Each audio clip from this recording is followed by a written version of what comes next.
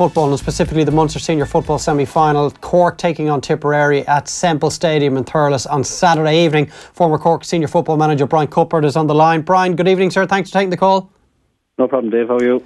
Very good. Trying to get a grasp, Brian, on exactly where Cork are at the moment, because we don't really seem to have a real feel for where they are 2018. Really mixed league, just 3 wins out of 7 in Division 2. I mean, it's not so long ago that Cork were almost had a monopoly on Division 1 in terms of winning leagues. What is the feeling within the county ahead of this year's championship? I suppose your question actually sums up probably the feeling around Cork at the moment, Dave. I kind of think people don't know really where we're at. The league was kind of funny for us. The away games went well, the home games not so well. And I suppose Ronan had planned, and he actually publicly said like that he wanted to get promotion, get back into Division 1 as quickly as possible. That didn't happen. So when you look at the team that's selected for the game on Saturday night, it's really only half of those players, or maybe a bit more, only played in the league. A lot of guys were injured, and a lot of guys were involved with Nemo. So it's a new Cork team again for this year, and I suppose just like yourself, just like the question, Dave, we're wondering where we're at really. Yeah, it's a difficult one, I guess, and unusually Ronan McCarthy has already named his team. He's got it out very early, 2 championship debutants, plus Colm O'Neill is back, which is obviously a massive boost. But with all due respect to the players that are going to be taking the field for Cork on Saturday evening, I look at it, Brian, and it is not a Cork side that would strike any fear into most county teams, I would suggest. Yeah, I suppose, look, to be honest with you, Dave, I suppose we had very good times maybe 7 or 8 years ago. As I said earlier, we had a monopoly in the league. We won All-Ireland in 2010. A lot of the players were household names. But that's changed. It's a new start for Cork in lots of ways, with a good manager. And, he even the fact he's put the team out on Tuesday, to show the type of guy he is. He's confident in in the players he has, and he's not afraid to. There'll be no silly games with him. Like the team that he puts out there, I guarantee you, with the team that he's playing, I would imagine. And he would put big trust in the guys he's had since November, and he'd really be going after this game. But I think as I say, a lot of these guys aren't household names, but I've seen a lot of them growing up, and I think if they get a chance and get a bit of confidence going and maybe get a few wins under their belt, they're very, very good players. Is this a Cork team that heads into a new championship season, Brian, with less expectation on their shoulders than maybe any Cork side that we've seen probably for 10 or 15 years? Yeah, 100%, Dave, 100%.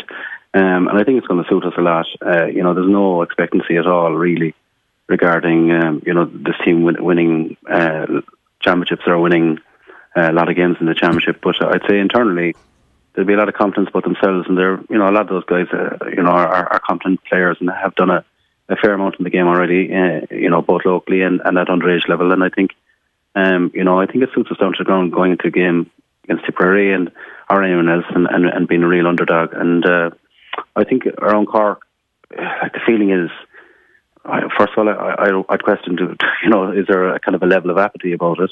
But secondly, that, there's a lot of new young players, a lot of, as I say, not too many household names, and people are saying what will be, and I think that was rolling in the group fine. And I don't think they're going to have to deal with much of a crowd on Saturday evening. I mean, I think there were 1,700 that watched Tipperary take on Waterford last weekend. The fact that Cork people are going to have to go back to Thurles on Sunday afternoon to watch the hurlers, minors and senior, means that I would imagine maybe any of those that were on the fence as to whether or not they're going to make the trip Saturday evening probably won't. It's also clashing with the Champions League final. So all of these young players, they're going to be taken to the field on Saturday evening. I know only 2 championship debutants, but as a collective, they're pretty inexperienced. They won't have to worry about being in the spotlight just yet. No, they won't, and I don't think it will really make any difference to them. Cork football, even at its best times, you wouldn't have a huge support. I remember Cork won the All-Ireland in 2010, and the following National League, I think we played Monaghan at home, and I think there was 600 and something people at the game, Cork being All-Ireland champions. So, there's not going to be a throng of Cork people in Thurles on Saturday night, and certainly the fact that the hurlers are playing a Sunday in the Champions League game on Saturday night as well will militate against anything in terms of a crowd. But I would say, look, that group of players and that management know well who really matters in terms of the people who support them all the time and their families and all that. But I think it's a game that they're going to really go after, and it's all the chips are in really, in the fact that Mayo and Tyrone and Armagh already after losing games. So, losing this game could be problematic. Winning this game could open up huge opportunity for the summer. Yeah, I was going to say it's Cork's worst run in Munster since Kerry won 8 in a row in 1982, and that you need success to breed the following, the support, to get people desiring to actually go and watch the team. But it's an interesting point you make. They're lining out in February of 2011 as All-Ireland champions, and no one could be bothered going to watch them. No. You see, I suppose Cork football is what it is, and even 130 something years, Dave, and we've only 7 All-Irelands, I think. But yet, there's big pressure on the team to go and win stuff, and always has been.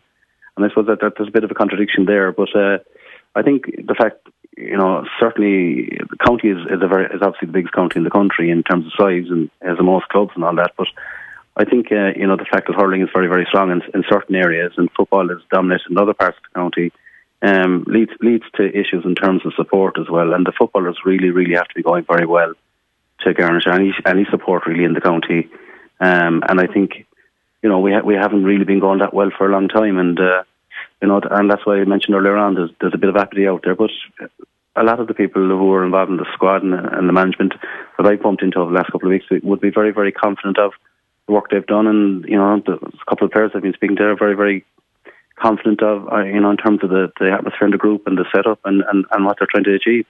And yet when you break down this fixture in particular, Brian, on Saturday evening, it's a lower ranking Division 2 side visiting a side that probably feels they left promotion to Division 1 behind them in Tipperary. They already have a game under their belts, albeit maybe more of a challenge game than a really big test. An A versus B game might have been a better game for them than the quarter-final against Waterford. But most interestingly, it's a Tipperary squad that Liam Kearns has said is comfortably the strongest and has the most depth of any of the squads he's had since he took the job 3 years ago. Would you fear for Cork that actually Tipperary are real favourites for this game and Cork are actually going to have to perform above expectations to win it?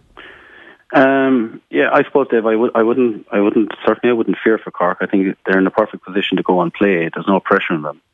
But I would agree that this is the strongest Tipperary side that I've seen in a while. The fact we've struggled over the last 2 or 3 years to beat them. 2014 it took a miracle 3 points made in Walsh at the end of the game for us to win by a point. 2016 we obviously lost in Thurles. 2017 Michael Quinlivan was gone before half time with an injury. So it's been tough enough to get over the line against them, and I think now they have a stronger team, and I think Liam Kearns was given out there last week that they have to play on last Saturday and again this Saturday, and I think he's the ideal preparation here. He's a match under his belt, as you say, Dave. The team has really had a very good second half against Waterford last day. They have a championship game played. Cork are coming in cold, and I think like Liam McGrath, Michael Quinlivan, Conor Sweeney. They're as good a forwards as you're going to get anywewhere, and I think the fact Steve O'Brien is back playing with them now as well. They have a lot of the players who won that core group from 2011 minor championship, the All-Ireland champions. They have a lot of those now who are 25 or 20, 24, 25. They're in their prime, and I think this is Liam Kearns' third year on top of that. So the pressure's on them. They really have to go and perform. They're at home. Last year they lost Armand in the qualifiers, and I think from the previous season when they had such a good run, I think they really were targeting last year, and I'd say they were very disappointed to lose at home to Armagh. I think this year all the eggs in the basket, like it's all in for them. But as I said at the start, it suits us down to the ground, going up to play Tipperary, and everybody's saying, you're a raging underdog. You've been the man in charge in an inter-county dressing room, Brian. Do you reckon that Liam Kearns is peddling an entirely different message to his players in recent days? He spent a lot of time moaning about the fact that they had to go out and play 6 days after their Munster quarter-final. He thought it was unfair, disrespectful, and that it was something that most counties wouldn't have to deal with. But at the same time, privately, is he telling his players, listen, just ignore what I'm saying publicly. This preparation is absolutely perfect for us. Yeah. The 6 day turnaround is nothing. We didn't lose any men to injury against Waterford, and we were really coasting for most of the game. 100%, Dave, because he would, I would say that Tipperary would have done something last Saturday regardless of the championship game or not. You mentioned a while ago an A versus B game, that's what would have happened. They would have been playing a game anyway, and the ideal preparation in terms of the championship game. And I think Liam would be in the dressing room telling everybody, look, the Waterford game was what it was. Perfect preparation for the Cork game. We're now in the cycle of championship. We have a game under our belt. all the training would have been programmed to play that game last Saturday and lead into the Cork game. I don't think Tipperary were thinking for 1 second they weren't going to beat Waterford. No disrespect to Waterford, and I think he publicly is saying what he's saying, but I say privately and in the dressing room he's saying the complete opposite.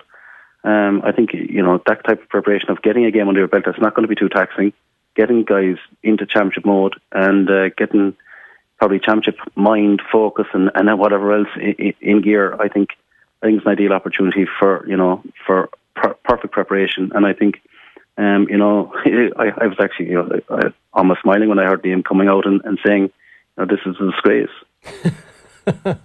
Yeah, he wouldn't be the first manager to peddle two different messages privately and publicly. I'm sure you've done it yourself in the past as well, Brian. Listen, final question on Cork. Whether or not they win on Saturday evening, as you said, they're coming into the championship with very little expectation. I don't think anyone expects them to win a Munster title, but given what you know of the players, what you know of the new manager, is there a chance they could take down a big dog later in the championship, maybe do what they just narrowly failed to do against Mayo in last year's qualifiers, that where they may not go on a run, but someone might fall foul of this Cork team between now and mid-July? Yeah, and I think that's exactly it. I think over the last 3 or 4 years, even going back to when I was involved, the team needed to beat one of the big guns in championship. And that's all the group needed. They just needed that level, that spark of confidence that would come from a victory like that. I would think the players are good enough to, on their day, when they all perform, to actually go and beat somebody of note. And I think if that happens, they could take off. And I think in this instance, if Cork can get over Tipperary and get themselves going and get as far as the Super 8s, I think there could be a day where things going right, that they could play very, very well. And the team is so young. One of those days when they'd get a victory like that, who knows where they could take them. But I think the way Ronan would operate anyway, David, would be very much focused just on the now, just on this game. Get this game and try and win it and see where that takes us. But certainly knowing the group, and even if you look at the bench, there's Paul Kerrigan, Brian Hurley.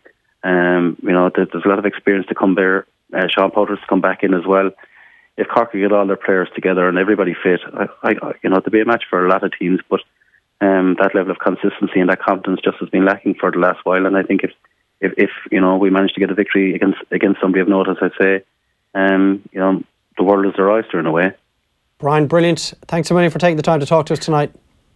No problem, Dave. Thank you. Anytime. That's former Cork senior football boss Brian Cuthbert giving us thoughts ahead of the Munster semi-final clash with Tipperary on Saturday evening. It does clash with the Champions League final. Don't expect a major crowd in Thurles. There will be one in Thurles the following day when the hurlers, minor and senior, go toe-to-toe in the Munster Hurling Championship. OK, we're going to have the football show coming up very shortly. Dan McDonald of the Irish Independent is hot-footing his way from FAI HQ, where he has been hearing the thoughts of Roy Keane and Jonathan Walters over in Abbottstown today. So we're going to bring you all of that shortly. Listen live or listen back. The News Talk app is News Talk in your pocket. Download it now. It's official. Summer is here and Britain is 20% off for a limited period only on Irish ferries. That's 20% off. Go anywhere you like in Britain in your own car and with all the luggage you like. Except the luggage isn't 20% off, it's free. Book now on irishferries.com and get 20% off. Go Irish Ferries. Travel together. Terms and conditions apply.